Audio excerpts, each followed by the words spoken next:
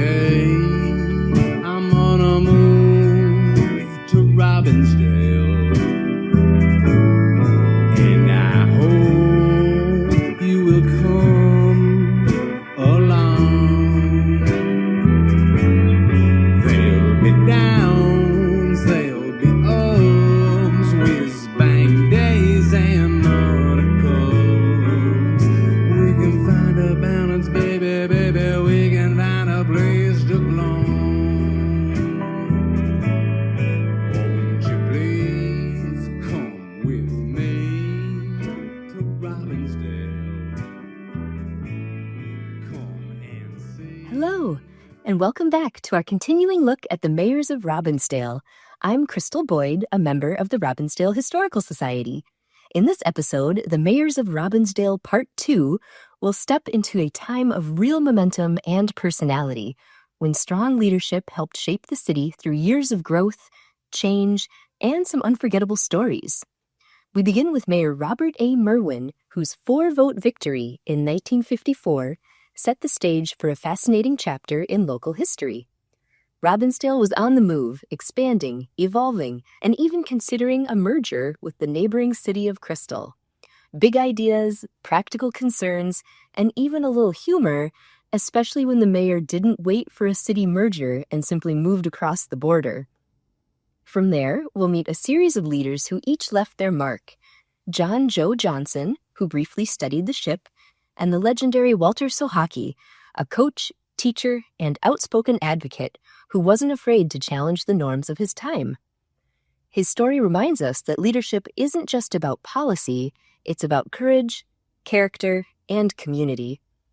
We'll also revisit Charles Wallace and his efforts to modernize Robbinsdale, from housing improvements to city governance, and then move through decades of transformation as mayors guided redevelopment, strengthened civic life, and helped shape the city we know today. Along the way, we'll meet figures like Joy Robb, Robbinsdale's first woman mayor, who broke tradition and brought a new voice to local government, and others who carried the city into the modern era. So settle in with me and with Pete Ritchie, the president of the Robbinsdale Historical Society, as we continue this journey through Robbinsdale's history, where every mayor adds a new chapter, and every chapter tells us a little bit more about the community we call home. So our next mayor is Robert A. Merwin. Of course, there's this famous drugstore on West Broadway and then later in Robbins Center. And chances are Robert A. Merwin is related to that family, but his family did not own the drugstore. So what's interesting about Charles Wallace and Robert Merwin, the next mayor, is that they span these post-war years. Wallace is 1947 to 1954, and Robert A. Merwin is 1954 to 1960. So they're mayors over the span of time where there's a lot of development in Robbinsdale. And Merwin, he was born in Minneapolis in 1914, elected in 1954, but he barely squeaked into office after a recount confirmed a 4-vote margin over Walter Sochacki. In December 1958, the Minneapolis Star reported that merger talks were going on between city officials in Robbinsdale and Crystal. The mayor of Robbinsdale, Mayor Merwin, said the merger could save tens of thousands of dollars by eliminating duplication in public services, so you wouldn't have to pay for the same thing in both of these smaller communities. And it was predicted that by combining, this new community could be home to over 50,000 people in less than 10 years' time. So the mayor in Crystal, Mayor Princeton, says he doesn't really care what the new town will be called. He didn't care if it was Robbinsdale or Crystal. But on a bigger level, people predict that the name of the community is going to be a thorny issue. Crystaldale, Robin Chris. Robbineries? In 1960, Mayor Merwin resigned after he bought a house 1 block into Crystal. He can't wait for the merger. He just launches right over the border. Yeah. He's not going to wait. All right. So the next we have John Joe Johnson, born 1907 in St. Paul, Minnesota, and he gets elected in 1960. He had served as an alderman, and he was the acting mayor after Merwin resigned. You know, in the old days, this was pretty common. Your name might be John, but then they'd put a couple quotes in there, and that would be John Joe Johnson. And I don't see that anymore. Do people still do that? So he's our next mayor, just serves out the end of Merwin's term. Then in 1960, again, we have another legendary mayor, Walter Sochacki. He's born in 1910 in Minneapolis, Minnesota, and he's elected in 1960. He was over at the high school. He was the basketball coach. He was the gym teacher. The largest park in Robbinsdale is Walter Sochacki Park. So Mayor Sochacki was described by the Minneapolis Tribune as a teacher, coach, environmentalist, politician, union leader with feminist tendencies. He was adamant when he was opposed to something, he made a big noise. So he's Robbinsdale's football coach too in 1937, and the team was undefeated that year. And at the age of 33, Sochacki volunteered for the U.S. Navy and ran physical training for cadets. In 1943, Robbinsdale's football team featured Vern Gagne, and they only lost one game that season. As president of the local teachers union in the early 1950s, Sochacki caused a stir when he demanded equal wages for men and women. So I guess he did have feminist tendencies. He thought, why should the women get paid less than the men? But 1950s, that's stepping out there. He also raised eyebrows when he had a visiting African-American Olympian, Jesse Owens, whose name we all still know today, stay at his home. And that might not have seemed like a big deal, but at that time, they wouldn't put Owens up at some of the local motels. I don't know which ones it was, but he tried to get a room. He was going to give a speech in Minneapolis and give a speech over at the high school. And Sochacki says, well, why don't you stay with me? And back then, Robbinsdale was an all-white community, and women didn't get paid as much as men, and things were very different, so he wasn't afraid to go out on a limb. He served on the Robbinsdale Park Board before he became mayor. Sochacki thought Robbinsdale was a residential community and was a fierce opponent of North Memorial's expansion. The hospital was building and building, and he actually said, you guys own all this land out there in Maple Grove. Why don't you go build your hospital out there? Well, many years later, that's exactly what they did.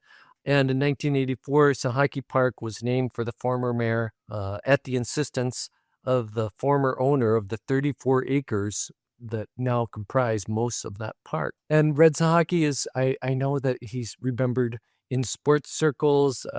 Groise's done a couple little articles about the history of Robbinsdale sports and the high school sports, and he always mentions Red Sochacki. So the guy was a character. I also know he liked to eat over at Merwin's. Long after he retired, he could be found over in the back of Merwin's Drugs, having himself a pizza burger or whatever strange Merwin's was serving at the time.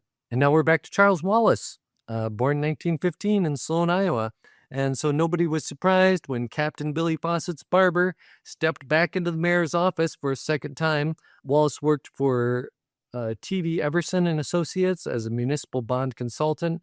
He spent over 20 years as a Robbinsdale volunteer fireman and 44 years on North Memorial's Board of Trustees. Wallace received the WCCO Good Neighbor Award twice.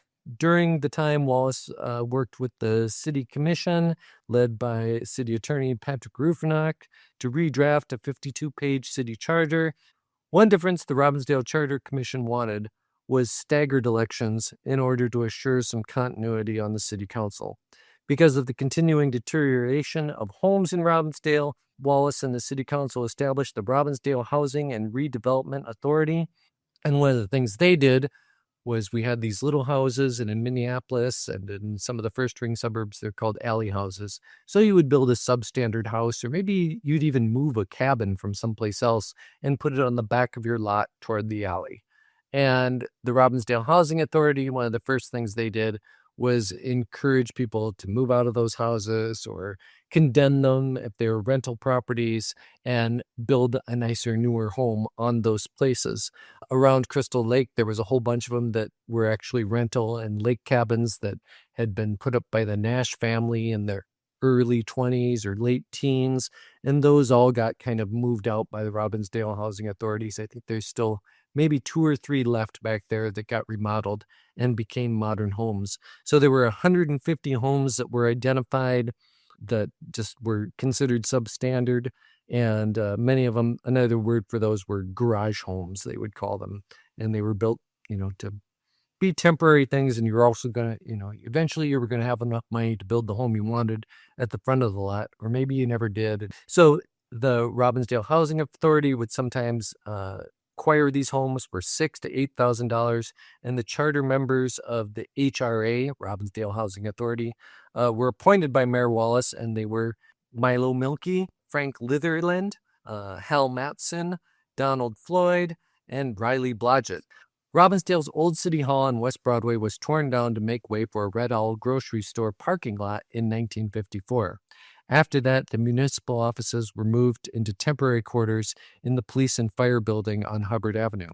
Construction on the new government offices behind Robins Center began in 1968, and the Robbinsdale Civic Center was dedicated to Mayor Charles O. Wallace on October 24th, 1970. It's kind of a nice honor that they dedicated it for him. It is, and city employees have been doing nothing but complain about that building ever since it was dedicated.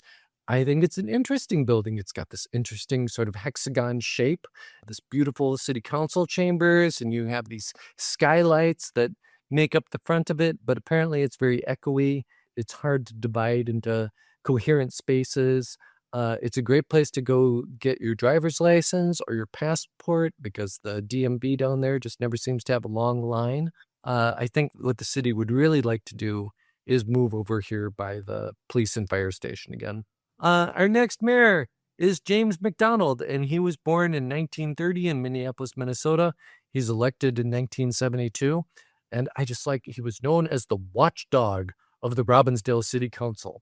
McDonald defeated former Robbinsdale police chief George Rope. During his term, McDonald and the city council placed a moratorium on rezoning and created a comprehensive downtown redevelopment plan. Harvey L. Lang, born in 1931, elected in 1976. The site of Lang's house became a major issue in the 1976 campaign. Lang sold his home to North Memorial for $70,000 while he was on the Robbinsdale City Council.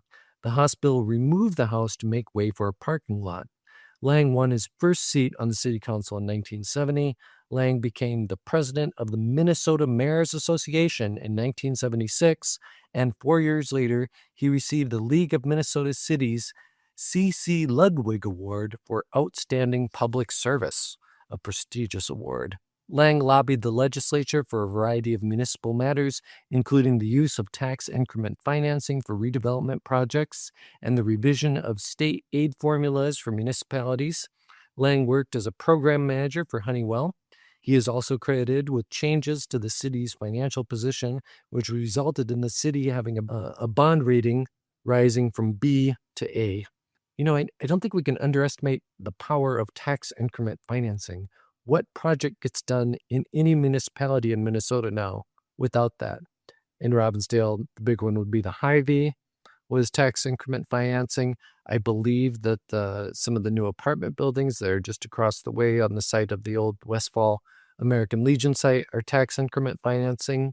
I think this is just how things get built in the city now. You want to come build in our city? Let's give you an incentive.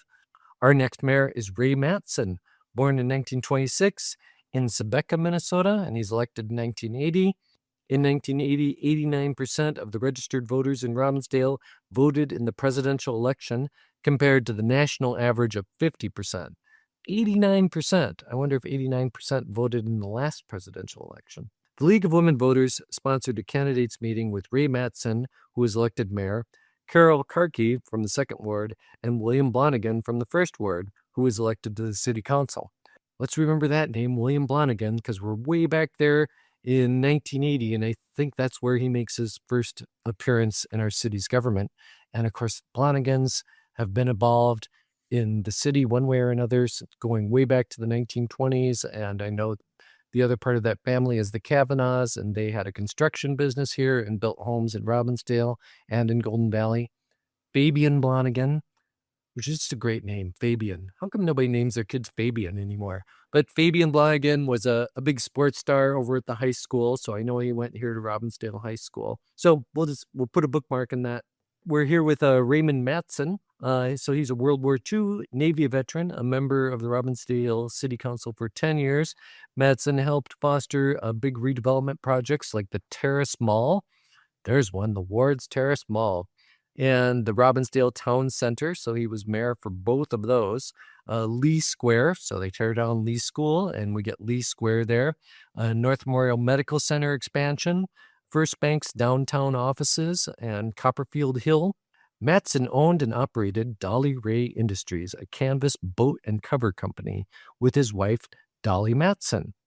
Dolly Ray, Dolly Matson, Ray Matson, Dolly, I guess. Have I beat that to death yet? The year Matson was elected, Robbinsdale was one of 10 Minnesota cities to be named Tree City USA due to the overall tree management program and its coordination on Dutch elm disease control and the reforestation project. This award was given by the National Arbor Day Association, headquartered in Nebraska, and was presented by Governor Al Quie on April 9th. This award was given again in 1981 and 1982, and when you drove into Robbinsdale, you would see these metal signs right underneath the Robbinsdale city limits and then population, and then it would be Tree City USA.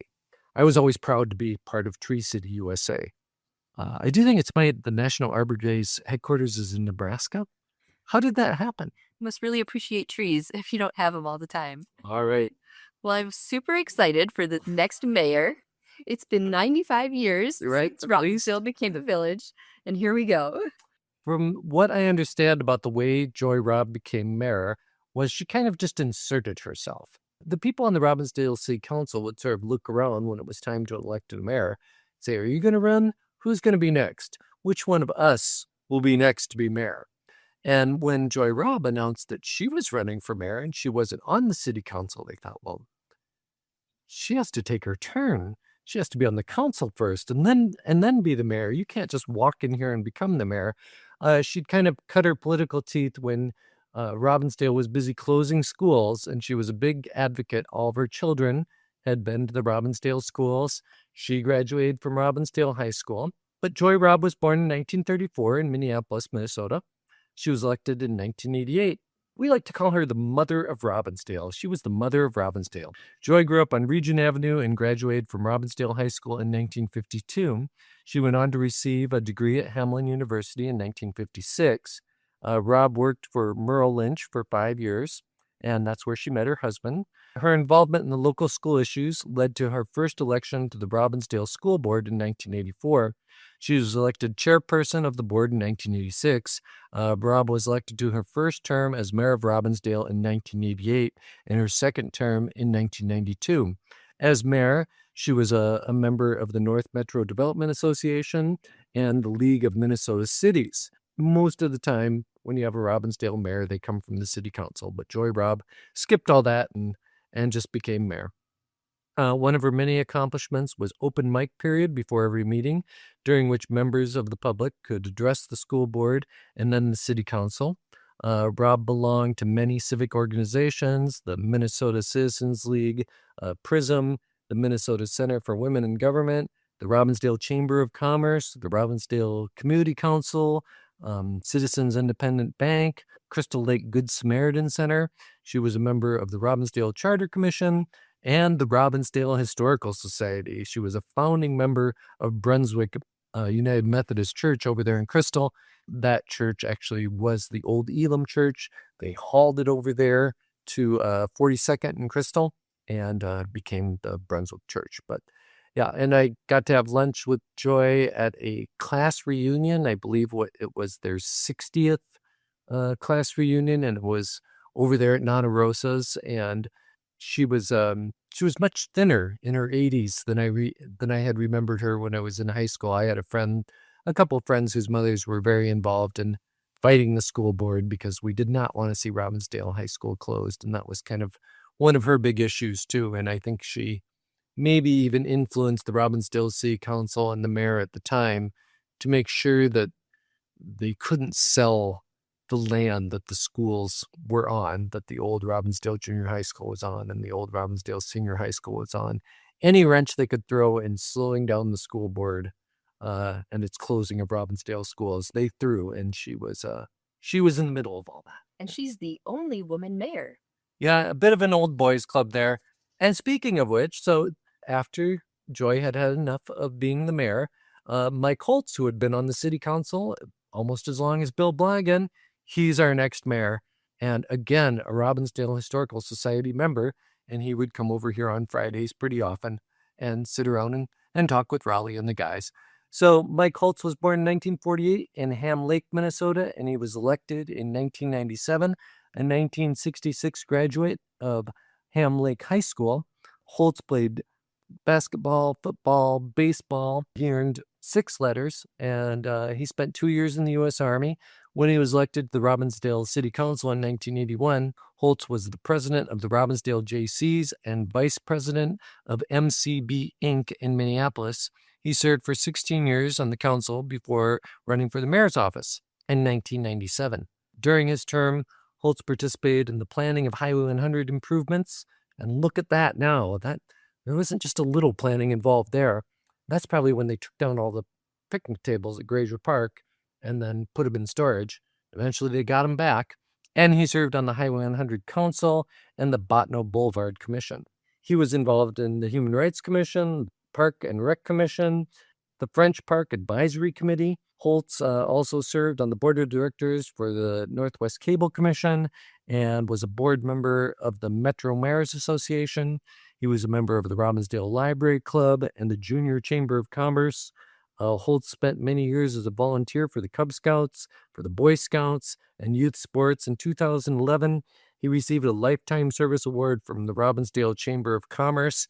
The other thing he would do is he would MC the Whiz Bang Day parades along with Dave Kaiser. For many years, he would sit there, and as each float would come by, he would think of something to say about them. And I could remember whenever I would come by dressed up as a cootie, or the Robbinsdale Historical Society would come by with a red truck, and whatever we were hauling around, he would always remind everybody to come over to the museum. Oh, look, here comes the Robbinsdale Historical Society. Be sure to stop by the museum. Say hi to Raleigh. Fridays is always a good day to stop by there and get a free cup of coffee. So he was a great booster of our organization, and we miss him.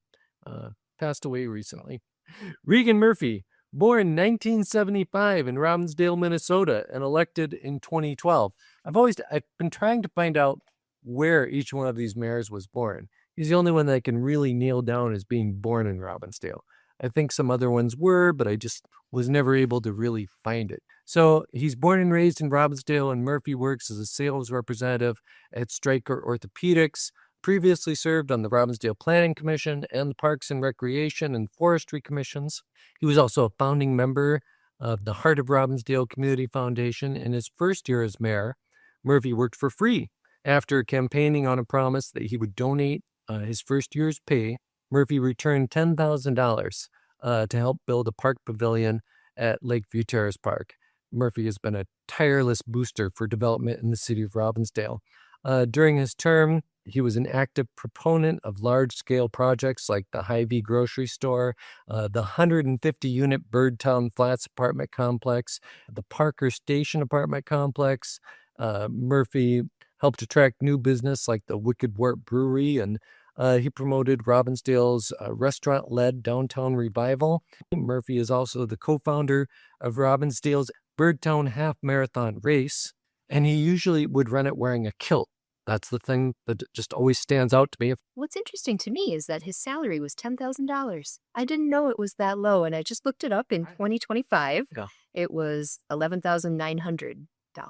I didn't know it was that high. None of these little suburban mayors are drawing much of a salary. And the fact that, I just think he led the way by donating his salary to the city and to such a worthy project. So that's at least one nice thing we could say about Regan Murphy. But one of my favorite stories is some years ago when they were remodeling Dayton's downtown, they had found the skeleton of a monkey up in the rafters. It didn't take too much of a digging or scratching or investigating to figure out that Dayton's at one time, you could go buy pets. They had a pet department in Dayton's, and one of the things they sold in the 50s and 60s was monkeys. At some point, the local news finds Regan Murphy and his mom, and they put them down because they've got a story to tell. And it turned out that Regan's father had gone downtown with a pal, and they got a monkey. And they bring it home, and mom is just not having it. We're not having a monkey. You don't get to have a monkey. I don't care how much you paid for it or where you got it. that monkey's not living with us. And so they go back downtown and they're embarrassed and don't know what to do. So they just let the monkey go in days. So is the monkey skeleton they found up in the rafters that monkey? It's at least as good theory as any. And it's a great story. And I remember watching it on the news, and Regan's mother describes his father as, well, he was an Irish boy. I'm thinking, only Irish boys want monkeys? A pretty good story. So our next mayor is Bill Blonigan, and he's born in 1953 and elected in 2020. And this is Bill Blonigan was on the city council since 1980, so he spent a long time in Robbinsdale government. Bill Blonigan has been one of the most influential local officials in the history of Robbinsdale. He was elected to the Robbinsdale City Council in 1980 and took office in 1981. As Ward 1 council member, a position he held for 10 consecutive terms. Over those 40 years on the council, Blonigan became a central figure in many of the city's major decisions, helping guide investments in public safety facilities, parks, and infrastructure, while also supporting economic development, housing expansion, and improvements to the city's historic downtown. In 2020, after decades on the council, Blonigan was elected mayor, and he served from 2021 through 2024. While mayor, he continued to focus on long-term infrastructure and community development, including the construction of a new water treatment plant and the award-winning water tower, redevelopment projects that created new housing, and major improvements to Lakeview Terrace Park and other city amenities. His tenure also included support for environmental initiatives, efforts to remove racial covenants from property records, and policies promoting inclusion and economic growth. After 44 years in city government, Blonigan retired from public office at the end of 2024, leaving a legacy of one of Robbinsdale's longest-serving and most consequential civic leaders. Wow, and what a legacy to serve for 40 years and then to pick up as mayor in the pandemic. I bet he never imagined that that would be one of the central topics of his tenure. That's incredible. He picked some tougher issues. I mean, he was interested in solar energy, and there's always a little pushback on things like that. He was also interested in the history of racial covenants. Of course, that probably came from his daughter, Maria Cisneros, over there in Golden Valley as the Golden Valley city attorney. So our next mayor is Brad Sutton, born in 1972. So now we're getting to people who are closer to our age, or at least my age. Brad Sutton's born in 1972 and elected in 2024. I know he grew up in St. Louis Park in Minnetonka, but he gets to Robbinsdale, I think, in 2016. And he's also a podcaster. I believe his podcast is called The Art of Drinking. And I know he likes the Wicked Ward a lot.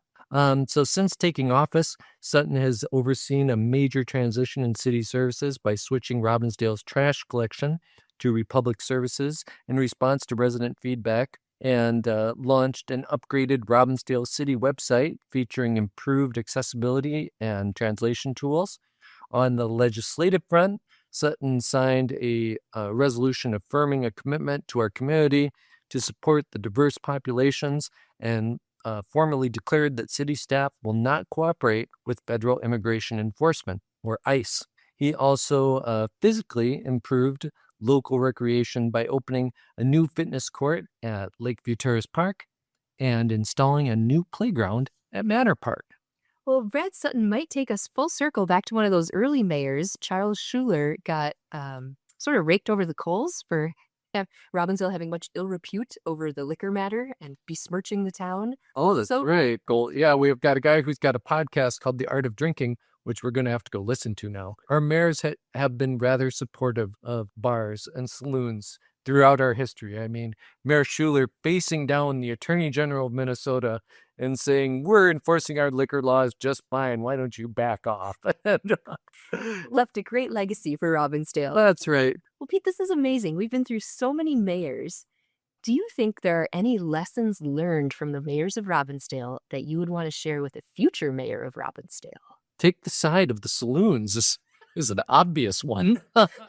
And a common theme recently is that the mayors are all members of the Robbinsdale Historical Society. So if you want to have a successful campaign here, you got to join up. I think Regan Murphy would come over and cheer us on when we were celebrating wrestling history of Robbinsdale. Mike Holtz was certainly a member and would come over and participate in conversations here every other Friday for a long time, and then he would come a little less often, but was often over here. We've had mayors come and speak with us. Bill Blonigan came over and presented the original vision for light rail, where it was going to come down closer to Hubbard Avenue, and the Hubbard Transit Station was going to be used before they decided that I think they had a falling out with the railroad, and now it's going to be over on Highway 81. I mean, I would encourage any future mayor of Robbinsdale that wants to find success to join the Robbinsdale Historical Society. What better way to embrace your community and its history?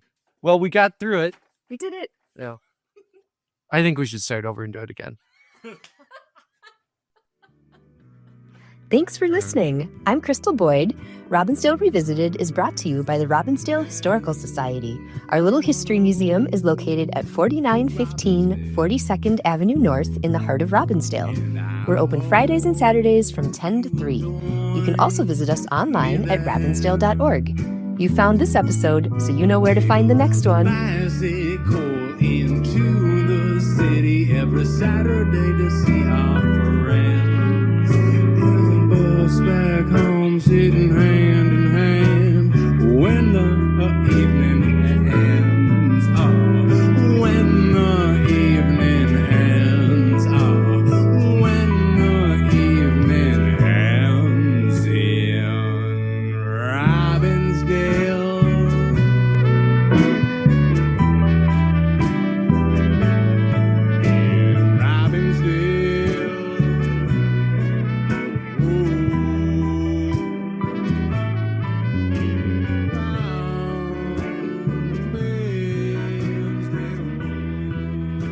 Our theme music is provided by Gabe Barnett and Them Rounders.